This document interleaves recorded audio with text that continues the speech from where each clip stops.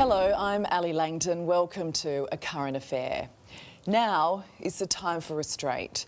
It's the plea from leaders the world over as Israel launches an attack on Iran with fears the Islamic country is moving closer to a nuclear bomb. It's a dramatic escalation of conflict in the Middle East. Our Prime Minister Anthony Albanese weighing in from Fiji. We, of course, are very conscious of the threat that Iran becoming a nuclear state would represent to peace and security in the region as well. We want to see these issues resolved through dialogue, and the United States has been playing an important role there. And as we go to air, Iran's retaliation has begun. It looks calm right now in Tel Aviv, but there are reports of panic buying and all flights have been halted. He called it Operation Rising Lion. A targeted military operation to roll back the Iranian threat to Israel's very survival. Tehran woken in the early hours of the morning as a blast rang through the city. The conflict between Israel and Iran tipped over the edge as Tehran substantially increased its nuclear technology. We will continue down our own path. We will have enrichment. The strikes hit residential areas while people were sleeping. We don't yet know the extent of the death toll, but it will include children. Several senior Iranian leaders are also dead. It was an attack even Netanyahu's close friend Donald Trump said he didn't see coming. Just yesterday, the US president was still committed to diplomacy. We're fairly close to an agreement. We are fairly close to a pretty good agreement. I don't want them going in because I think that would blow it. Might help it, actually, but it also could blow it. But it seems his ally didn't get that message. Long live Israel and long live America. Our action will help make the world a much safer place. Netanyahu is promising attacks will continue until the nuclear threat is over. Who knows how long that will be? It is a scary time, and Michael Schub, Director of Strategic Analysis Australia, joins me. Michael, thank you for your time. It is ugly. How much uglier is it going to get? Well, Ali, it is going to stay very ugly from the point of view of Israel being determined to do repeated strikes against Iranians' military, Iran's ability to launch strikes against Israel. But the core thing that Israel's trying to do is damage and destroy as much of Iran's nuclear program as possible. And the flip side is Iran is going to want to strike Israel as hard as they can, and that's already started. You mentioned about 100 Iranian drones already attempting to attack Israel. Yeah, and Israel has just said in the last hour that it has intercepted all of those drones. Tell me, how much of an impact did it have on Iran's nuclear capability? We know most of their facilities are deep underground.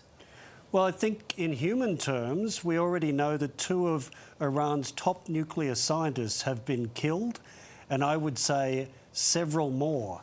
And also, a lot of their research and other facilities are above ground and targets. So we know they will have been damaged. Setting back the program by killing some of their top scientists will help, but the strike has also affected Natanz, one of their top enrichment facilities. But as you say, Ali, the hard problem is the really deep underground facilities. You just point out there that they've taken out top nuclear scientists. They've also taken out military leaders. I tell you what, you don't want to get tapped on the shoulder for that job, do you? Israel has eyes and ears everywhere. No, I think the worst phone call anyone in Iran is getting now is to be congratulated on becoming the head of the Republican Guard or the Iranian military or the nuclear program. So, Michael, this has been simmering along since October 7. Why now? Why did Israel do this now? Well, you're right. This is really, people might think this is a new conflict, but it's a war that started actively on the 7th of October with those attacks from Hamas. But why now? Because Israel has already damaged and degraded Iran's 2 key proxies, Hamas and Hezbollah. And also, Israel really damaged Iran's air defence systems back in October, the last time Iran fired a bunch of missiles at Israel. Also, the Trump-Iran peace talks just broke down, and the International Atomic Energy Agency just declared that Iran was formally in breach of all their obligations and had enough enriched uranium for 9 bombs. So who is going to step in and de-escalate this? Nobody.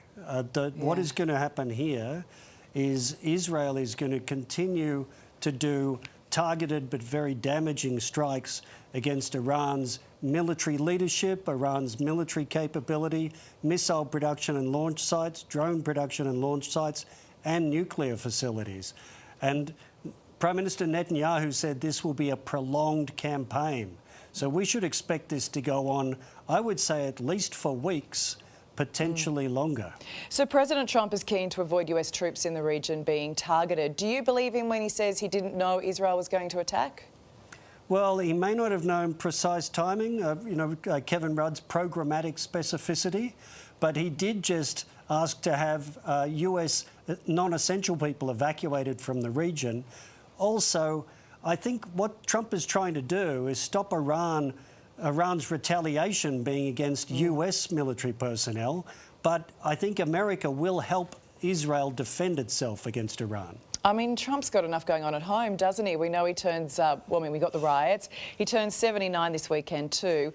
The US Army is marking its 250th anniversary with a huge military parade planned in DC. This isn't something we usually see in the States or any Western country, is it? No, large military parades and tanks driving down main streets and aircraft flying overhead to celebrate some kind of anniversary is something we usually see in China, in Moscow or in North Korea. So it's very odd to see it happening in what's meant to be the beacon of freedom and democracy. Yeah, and Prime Minister Albanese will be visiting the US soon. He's been angling for a meeting with Trump, with AUKUS under threat, tariffs. But it's terrible timing, isn't it?